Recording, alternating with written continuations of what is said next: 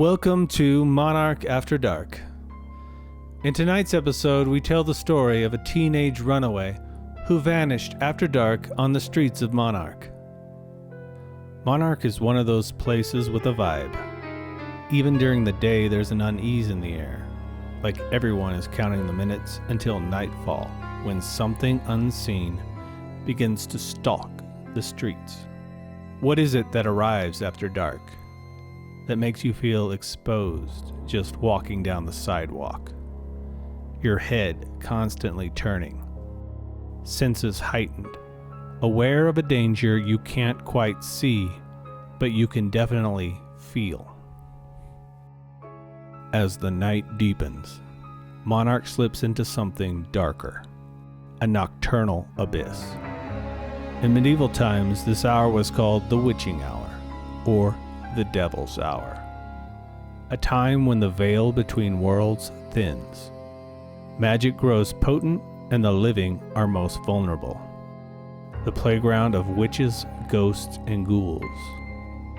And in Monarch After Midnight, there are many tales of terror. Tonight, I'll share one that keeps me awake at night.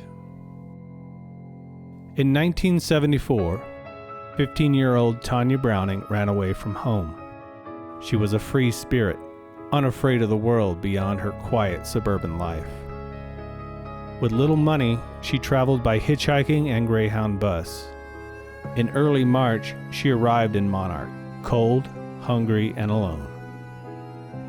A local resident noticed her sitting on a bench that morning. I could tell she wasn't from here. She reminded me of my daughter. I offered to buy her some food at the diner, but she was suspicious, which I understood. I told her I just wanted to help and gave her a few bucks, all I had on me. She smiled, thanked me, and walked down the street. I never saw her again.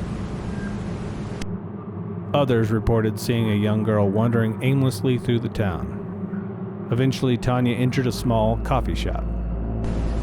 She was starving. I gave her a couple of pastries and a coffee on the house. She sat outside and scarfed it down.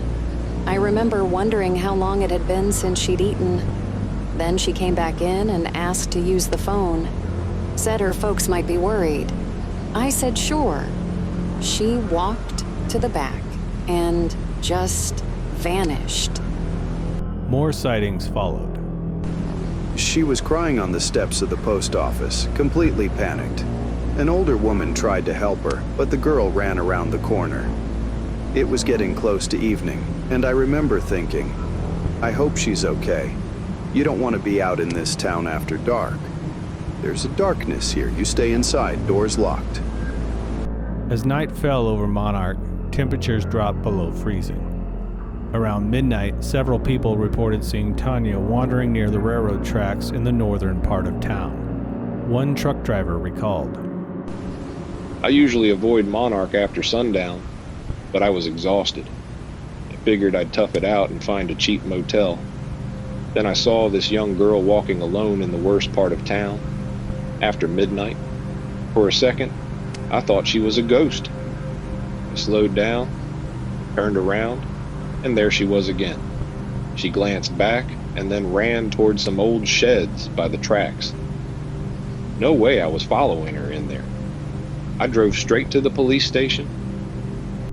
The police dispatched a patrol car to the railyard. They believe Tonya may have taken shelter in an old tool shed. As officers searched the area, screaming erupted from one of the sheds. They forced their way into each structure, finding them all empty. The screaming faded into the night. Tonya Browning was never seen again. But the story doesn't end there. In the years following Tonya's disappearance, her parents began receiving strange phone calls from an unknown number. They believe it's Tonya trying to reach them from somewhere beyond.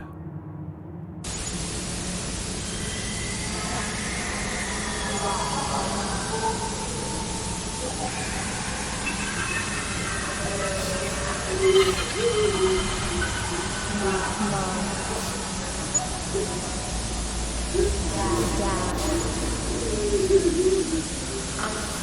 scared. Find me. If you enjoy this type of content, please remember to like and subscribe. Until next time, sleep tight.